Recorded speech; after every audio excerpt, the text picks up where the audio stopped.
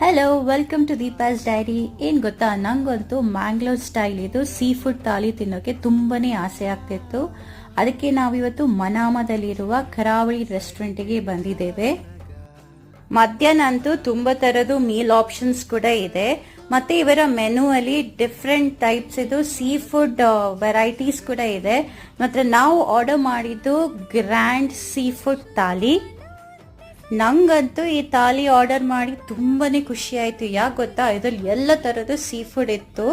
ಇದರಲ್ಲಿ ನಿಮಗೆ crab dry fry, squid ghee roast, prawns ghee roast, fish curry, fish puli munchi, mango chutney, mango rasam, salad, sambar, papad, ಎಷ್ಟು variety ಇತ್ತು ಗೊತ್ತಾ.